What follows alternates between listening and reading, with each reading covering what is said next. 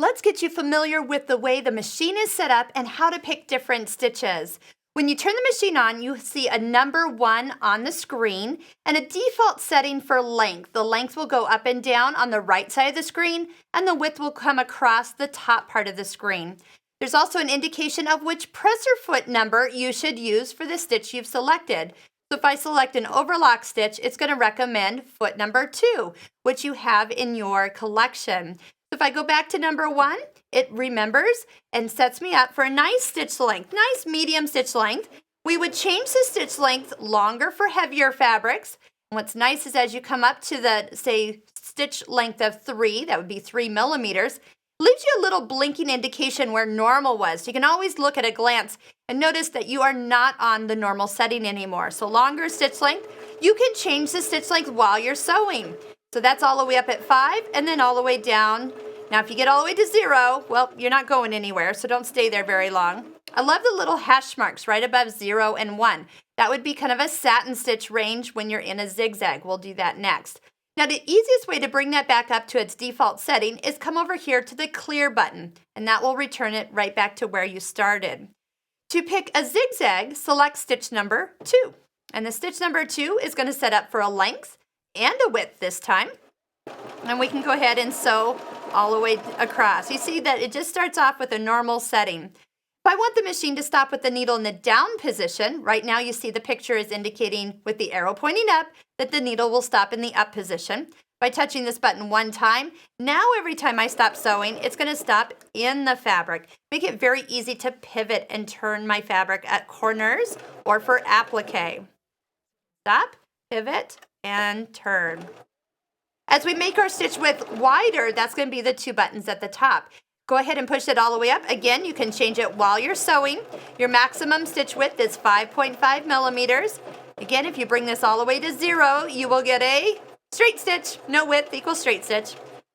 And once again, if you push clear, it'll get you back to the default setting where you started. I love turning a zigzag into a satin stitch. A satin stitch is when you bring the stitch length close enough together that the zigs touch each other. So we're just going to come down. I'm kind of sewing and touching the down shortened stitch length arrow as I go. And I'm seeing I'm getting close to that little hash mark area right above 0. But depending on my thread thickness, depends on when I really am there. And I'm looking down at the needle, seeing if I'm really still moving forward without having to push it. Oh, I'm getting a little thick, so I'm going to just bring it up just a second. Once the needle stops in the down position and you want it up, you can do a couple things. You can turn the hand wheel, which I'm not a big fan of because then you don't turn it to the right position. You can touch the button one time and bring the arrow so it points back up and then take one more stitch. That's one way. But my favorite is when the needle's in the down position, and the picture shows that it's stopping always in the down position, is this. Touch and hold the needle up-down button for 2 seconds. 1, 2. It brings the needle up that half a stitch, but remains keeping the stitch where the needle will stop in the fabric. So that's my favorite one to use. So you'll see me using that throughout the demonstration here. So look how you can get those stitches to really close up for the perfect satin stitch, all with your project. And then of course now you can take it and adjust the width. Now that you got the length perfect, you can go ahead and make it wider or narrower while you're sewing.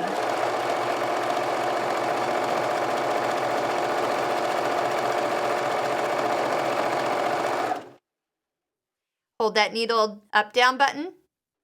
2 seconds, bring the needle up and bring it out and cut your threads. See how I was able to make the stitch width change while I was sewing? And that nice pretty satin stitch, because the stitch length was shortened close to 0. On this machine right now, it's showing about 3 light bars up from 0. So again, that can vary. If you have finer thread, you'll be closer to 0. Thicker thread, you might not be more at like 4 light bars across. So needle position. Let's talk about what we have when we're using a straight stitch. We can move our needle position to the far right, left, or center, or anywhere in between. That's the 2 buttons here. So usually when you're sewing, you're going to have it in the center needle position.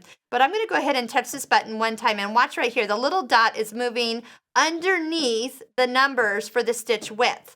And if it's all the way underneath 0, the needle's now over here on the left-hand side. And as I move it, it's just really going to just sew from one side to the other, kind of a crooked stitch all the way down the fabric. But that's how it's actually going to be. Okay. When we're done, if you want to have a locking stitch, your reverse button is right here. Touch and hold that, and it'll just go back in the same stitches that you did before. Release it when you want it to come forward again. Now there's another part of this reverse button. It's called continuous reverse.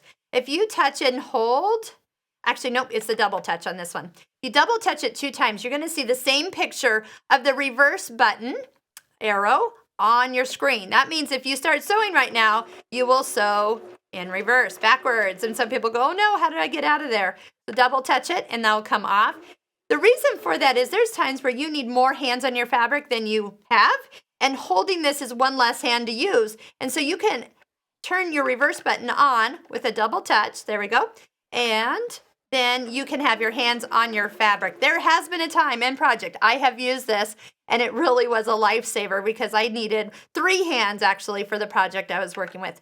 So definitely know that if you're going backwards, look at that. If you don't know how to turn that off, you can always turn your machine off, and that will also reset it also. Once again, clear will bring my needle back to the center needle position.